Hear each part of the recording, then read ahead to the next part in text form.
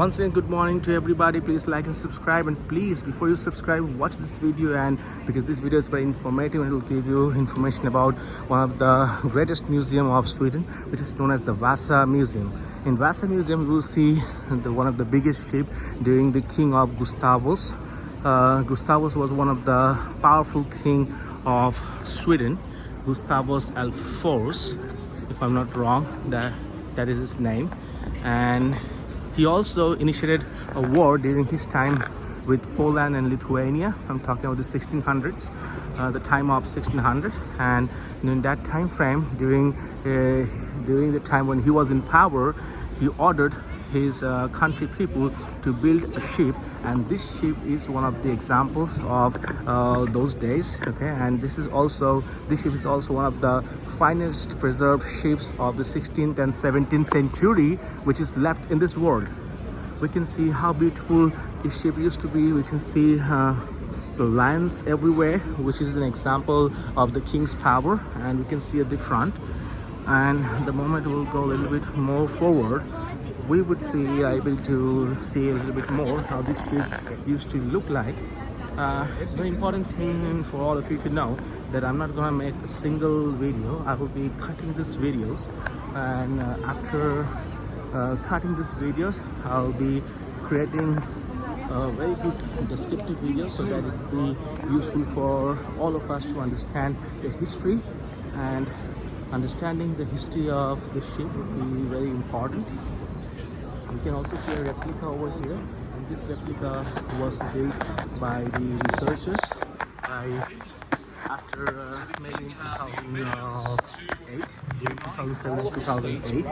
I will talk about this replica a little bit later, but first of all, let's take a look and an overview of the ship just to understand how it used to look like before. So, one of the warships of the king, Gustavus. And people say that in the early times Sweden used to be a weak kingdom, and Swedish people have seen poverty in the 1500s. But after that, when Gustavus came into the regime and came into the power, he became very famous because of his war techniques, because he had initiated a lot of war with his neighbor countries, and eventually he even won those wars. That is very very amazing thing. And like when you win a war, you're not only winning that country, but you're also winning everything of that country in terms of their jewels, their women, and their precious gold, ornaments, metals. And that time, because of his advanced warfare technique, he became very famous in the pages of history. Now we'll be going step by step on the next floors, and we will describe this ship a little bit more. And there are 3 floors here, and from every floor we'll be able to get a much more beautiful view, because at the moment we are on the first floor, from where we can see the bottom a little bit and the middle part of the ship. The moment we'll be going on the top over there, and at the end, on the top at the end, we'll be able to see everything of the ship. So let's start it from here. Once again, thank you so much. I will be starting it.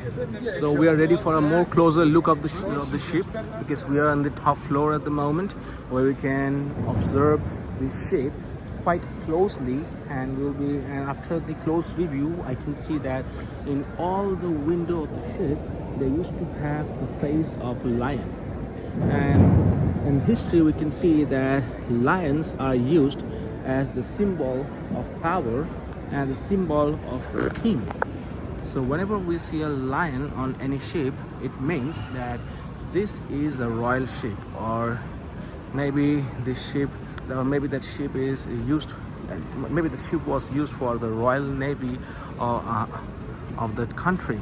So whenever we see a lion, or maybe a crown picture or a crown sculpture, we have to understand that the ship was used once for the Royal Navy of the country, because these things can be considered as the examples of the coat of arms, or the examples of the Royal Navy. So we can notice that in all the windows they used to have the lion sculpture. And on the top we can see how beautiful it is designed.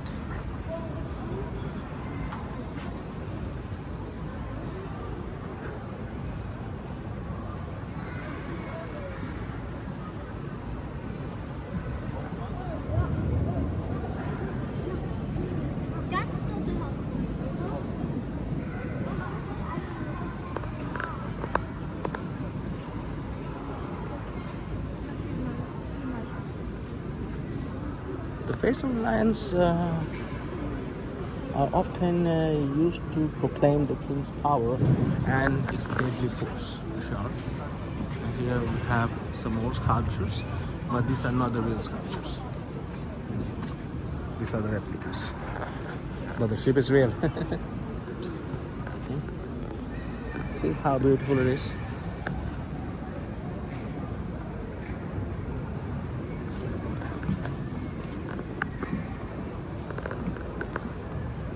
Unfortunately, we cannot get inside.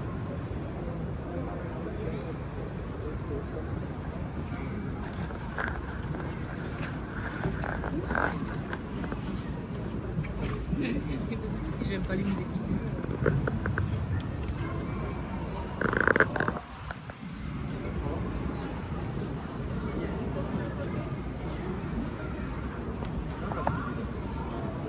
Whoa.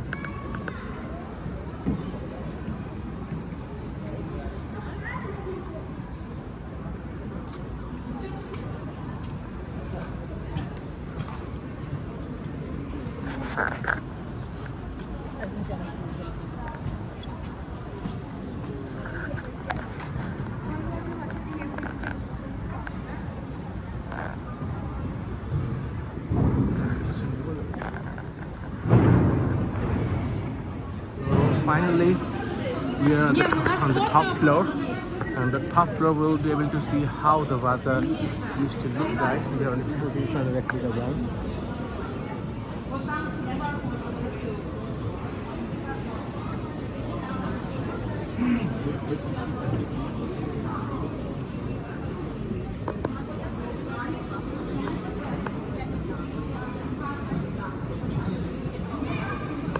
So technically these sculptures were as important as the guns for the warship.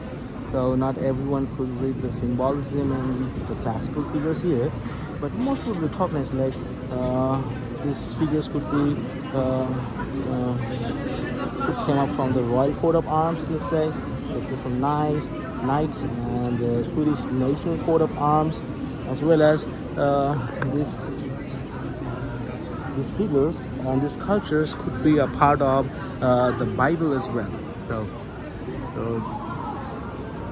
like few of them came from the Swedish coat of arms, the royal coat of arms, and a few of these sculptures came from the characters of Bible. What the historians are saying about this boat, about the ship. Once again, fascinating to explore. Let's give a close look on this one. You can see this sculpture exactly looks like the royal coat of arms. And we can see a couple of tigers are holding a seal, and this seal used to be the part of the king. It's like the coat of arms. Yeah, that's true. And on top of it, we can see the crown of the king. So this is an example of the Swedish king that anyone around the globe will be able to see by looking at this coat of arms that this ship belongs to the King of Sweden.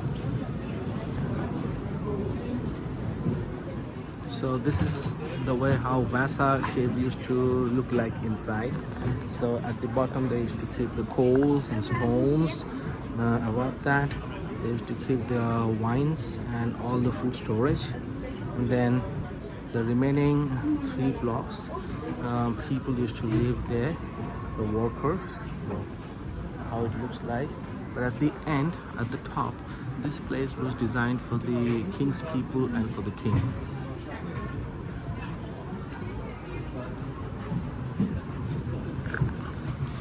Vasa ship is one of the world's most well-preserved 17th century ship, which gives us a reminiscence of how the ships used to look like in the early 17th century.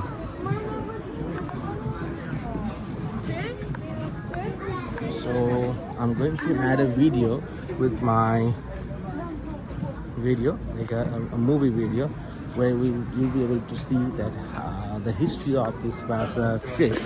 Because I've just seen a movie here, like the movie went for 5 minutes, and in that movie they actually mentioned how the Vasa ship was built and how it sank in the water, and later on how the judicial system in the early time, which was under the monarchy, tried to rule this case. Everything is mentioned there, so these things are quite important, and therefore I'm going to add all of them with my video, just for more information about the Vasa ship, so that it will be helpful for all of us. Understanding someone's culture, someone's shapes, is really awesome. And we can see here the Vasa's crew of 445 men. Looks like in the year 1628, Vasa was to have had a crew of 145 mariners and 300 soldiers. So in total 445 people. The sailors handled the rigging, and the soldiers fired the guns and engaged in close combat in the event of the battle at sea. That means this ship used to have a capacity of holding 445 people. That means in order to start a battle in any place of this Europe, you need at least 200 to 300 people, which means this ship used to have a capacity of holding more than the capacity, more than the people what is needed for starting a war in anywhere in the Europe.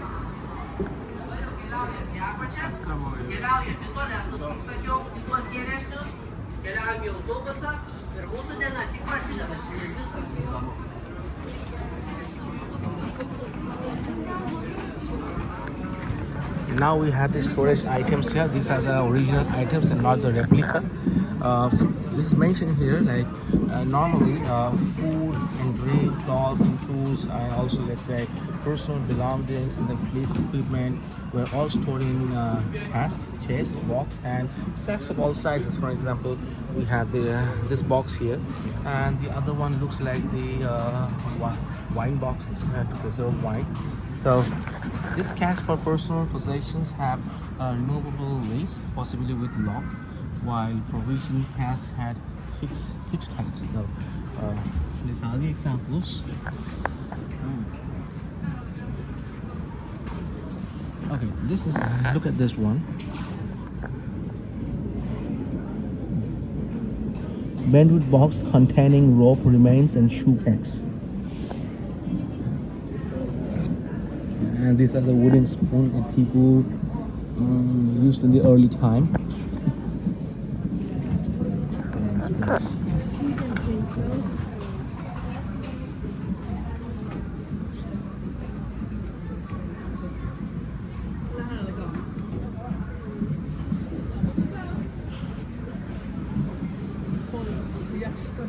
This one has the gun.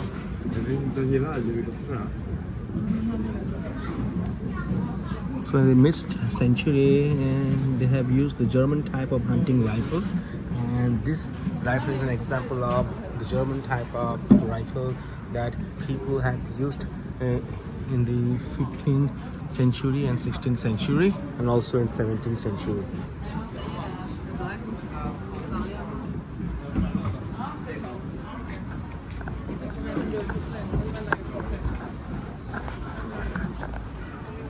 Now we are moving forward. Okay, this is another example. We will try to increase it nice so that we'll be able to see properly how these things used to look like before. And once again, these are not replica, these are the originals. So in 1628, between 1628, the war rages between Sweden and Poland. These are the examples for them. of those war ages. These things have been used in those wars, and every 10th man was liable for military services during that time. So 1 out of 10 people used to be liable for military service, and they shipped off to an existence full of disease, injury, and death, and few returned home during that time.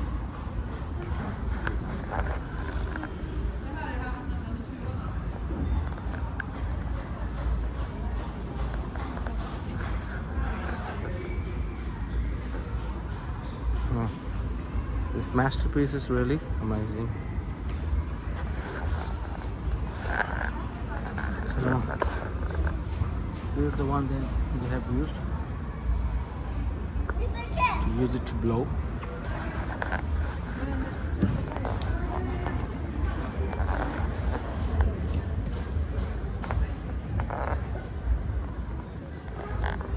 These are the things that they have used for stages.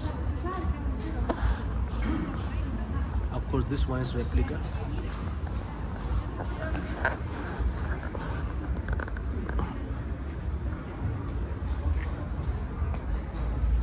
See how they have used it. You can understand from here.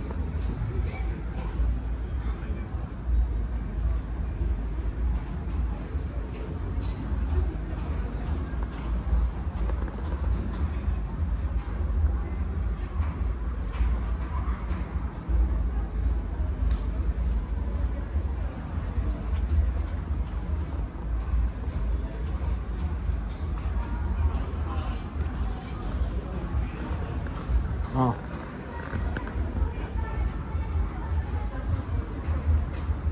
So if you want to see more rifles, we have here examples. This is the original one that we can see here. This is the original rifle, and the other one showed here is the replica of this original.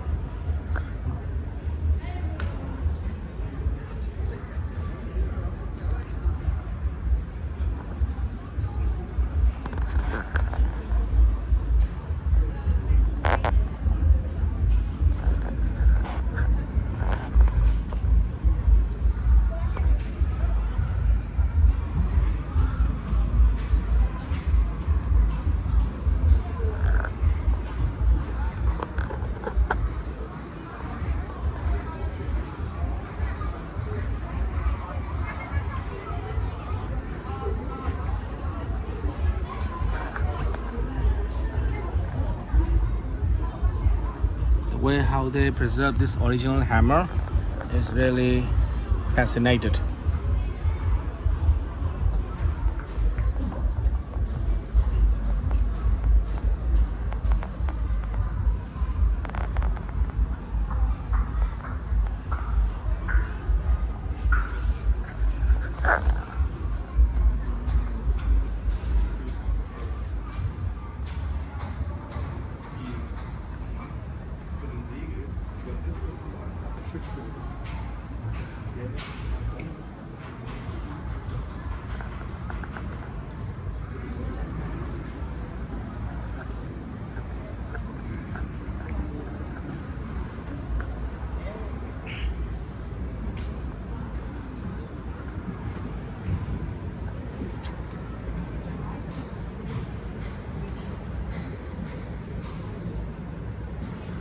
So this is a thing that they used in those days for time pass, for spurring their time in the ship. These are the games. So some pass the time with games. That time the simple game boards could be scratched into the head of a cask, and the more sophisticated gammon set was a folding box with a board, counters, and dice.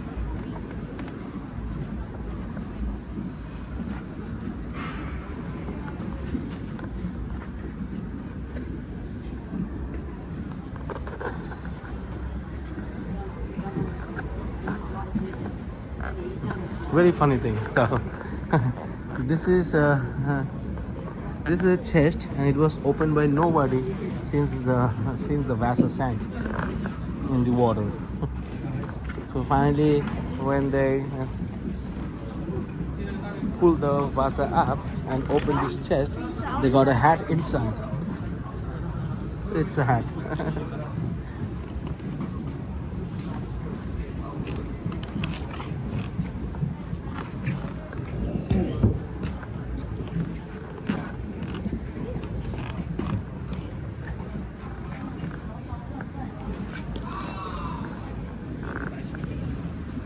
just look at the shoes of the early ages. So that time they have used quite a similar shoe which we use nowadays. You know, it doesn't look like the design of Reebok, but it looks like the design of Bata or Hush Puppies.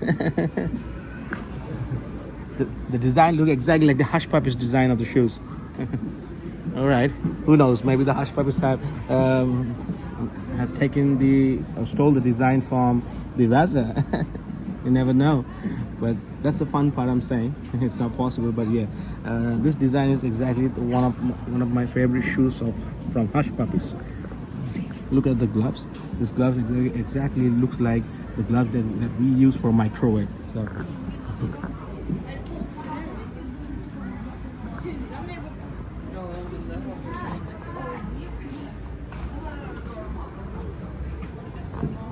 All right. Wow. At least we have got some colors on the bowls, and these are the originals.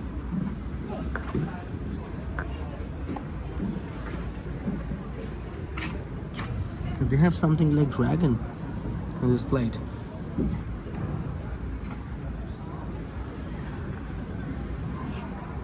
Wooden jugs, which looks like the coffee mugs nowadays. Today's coffee mugs. So these wooden jugs are exactly like today's coffee mugs and the jugs that we use to water the garden.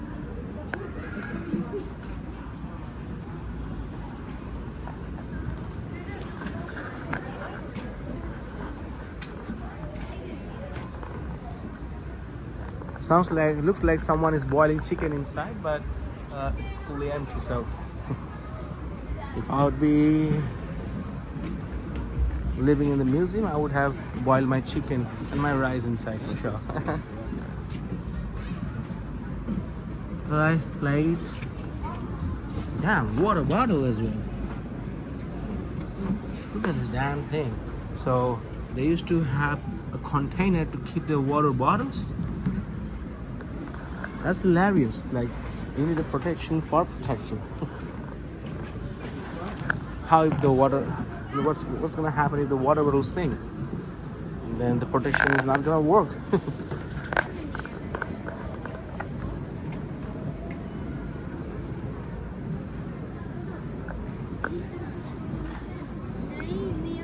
Reebok shoes. The hands, the boots. Right. Woolen trouser with silk decoration along the seams. Fragment of brocaded fabric from a jacket skirt.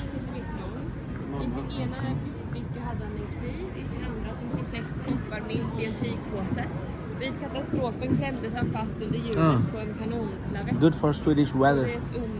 The Swedish winter is not that good.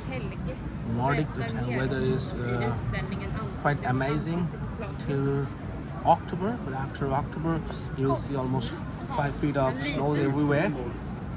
I think in the early time these woolen stuffs used to help them a lot. So this is a replica.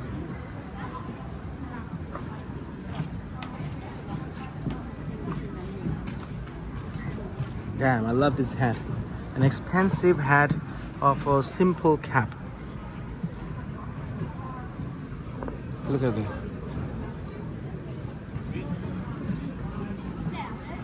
It showed who you were. Most men wore a hat or cap of some sort, both at sea and on land. Oh, they preserve it very good, for sure. Yeah.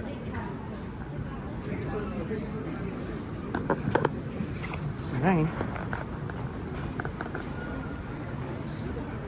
The Vasa ship that they recovered. So finally we are at the basement of this hall, and we can see the bottom of the ship. And by looking at the bottom of the ship, we can see that how researchers are trying to preserve it in a way so that it could be used in the future as well for the visitors who wants to see, who wants to experience and feel the history by themselves. Look at the way how they're preserving it, and also we can see how the ship used to look like in the bottom, and how in the early times they prepared it. Like I told you earlier, that at the bottom they used to keep their stones, coals, and everything so that they can use it whenever it's needed. Because a lot of times stones are used to stones were used for wars, and coals are always used for the heating whenever it's needed. Mostly in the war zone areas, whenever they used to take the naval ships in the winter time, they have used the coals often to keep themselves warm, so that they will be in a good situation to complete the war. And we have some few more things over here. These are the skeletons, or I would say the ruins of the soldiers who were killed when the ship was sank in the water. So these are the ruins of the soldiers, as we can all see.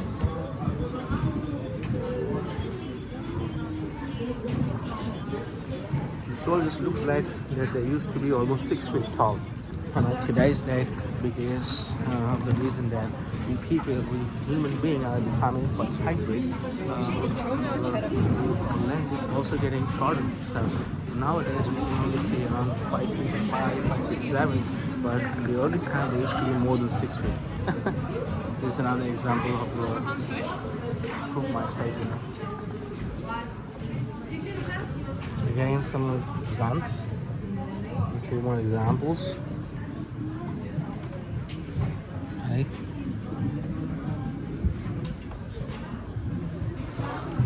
Це ніби не справжнє. Важко повірити, що це.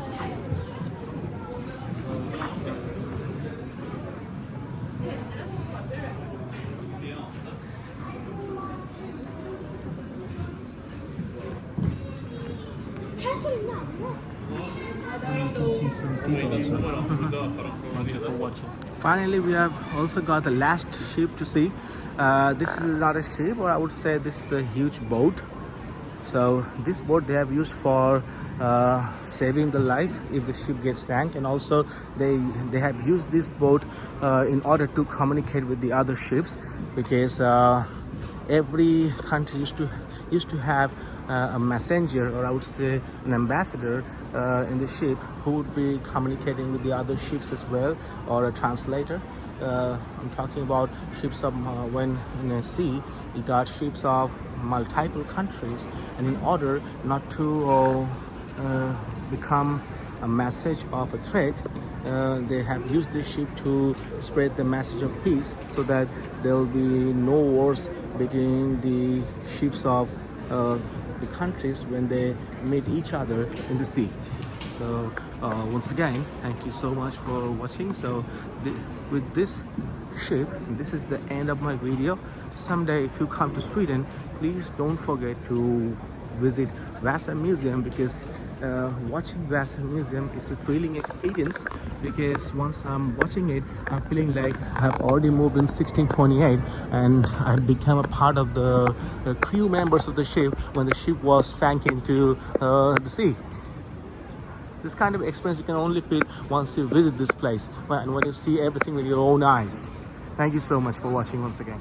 Okay, one most important thing I would love to tell you, that according to the researchers, this color of the ship used to be the exact color of the original ship, because this is just a replica or a duplicate that has been made by the researchers, and they made a research on the color of the ship for 12 years. So the research went on for 12 years, and after the research of 12 years, finally in 2007 and 2008 this model was painted. So the painting of the model took around 2 years, from 2007 to 2008.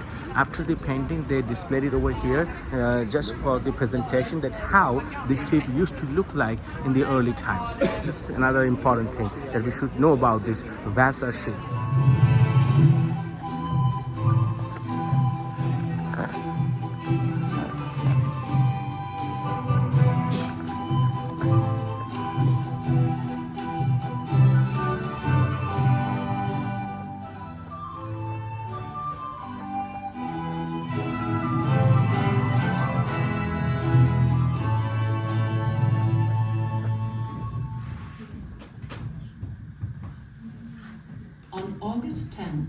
In the year 1628, Count Abraham Brahe wrote in his diary, "In the afternoon, between 4 and 5 o'clock, the great new ship Vasa capsized and sank in the channel close to Downbeacon. Nothing was left above water other than the cross trees on the main mast." there were many in the city who witnessed the disaster. Later, wherever people met, on the streets, in the squares, and in the taverns, the talk was of shock and fright. But words of scorn and mockery were also heard.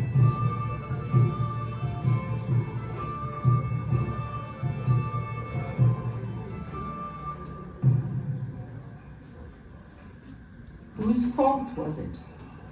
Was there a curse on the ship? Or was it a punishment by God? Was she badly constructed? Was the disaster due to negligence? Perhaps the crew was drunk.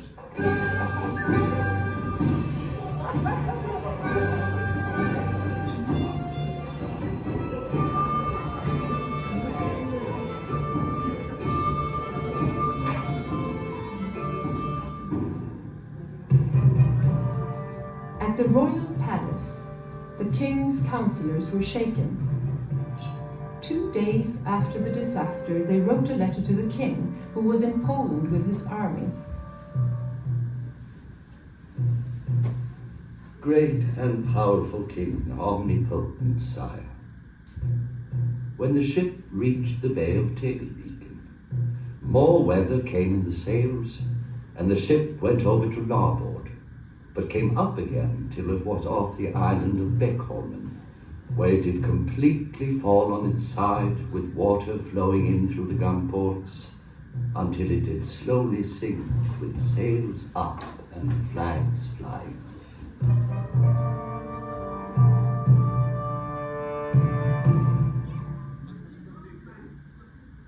On September 5th, almost a month after the capsizing, Admiral Carl Carlsson Gyllenhielm held a major inquiry at the royal palace.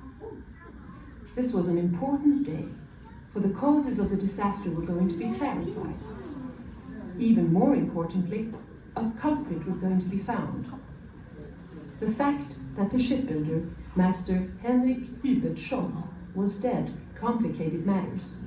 But 7 other men were summoned, and you will meet 3 of them here. We don't know what they looked like, but the minutes of the inquiry have been preserved, and they tell us what the participants said. Arnd de Groot managed the affairs of the shipyard where the Vasa had been built. Perhaps he looked like this.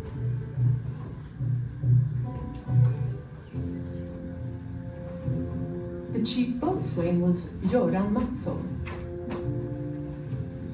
An experienced seaman, he dared say more than most.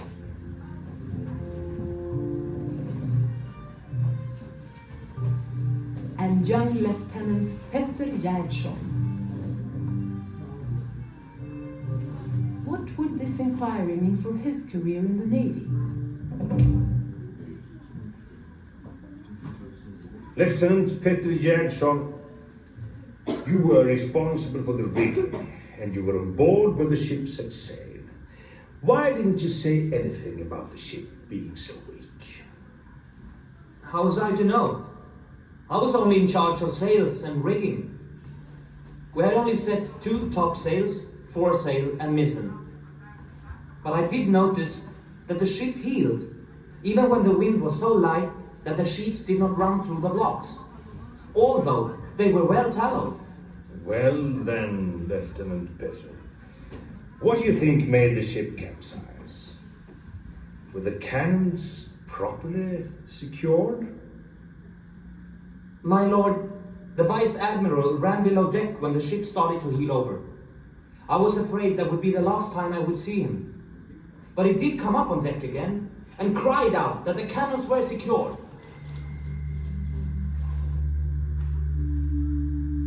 Father Gerdson's testimony was true. When the ship was salvaged, the gun carriages were all lined up along the sides of the ship.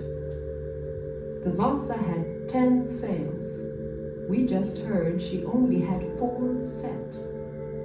The remaining 6 were found on board in the sail locker 3 centuries later.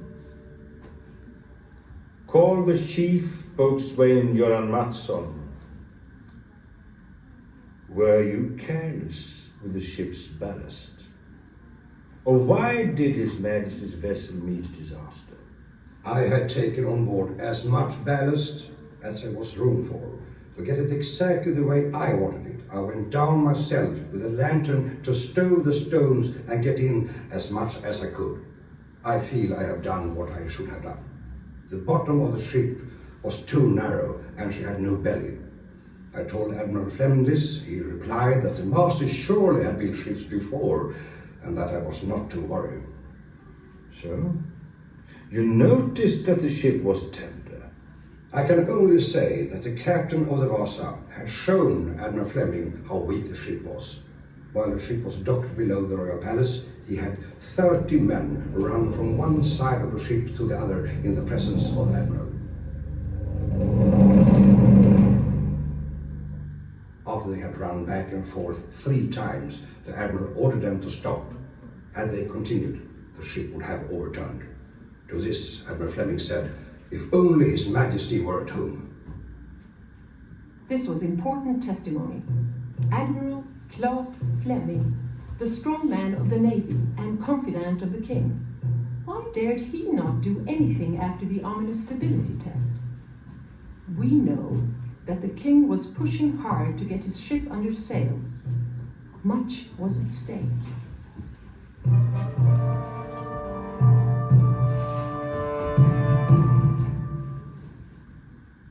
Please call Arend de Groot from the shipyard. Why was the ship so poorly built? The ship was as well built as any ship could be. Then why did it capsize? Only God knows. The ship was built according to those specifications that we and His Majesty had agreed upon. You could, my lord, ask any shipbuilder to look at it and they would say that it was incontestably well built. The ship may have been well built, but it was ill-proportioned.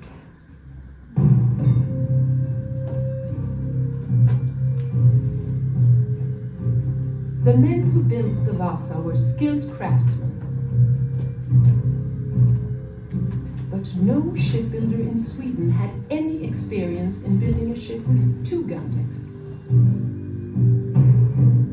The Vasa needed more ballast, but there was not enough room for the stones.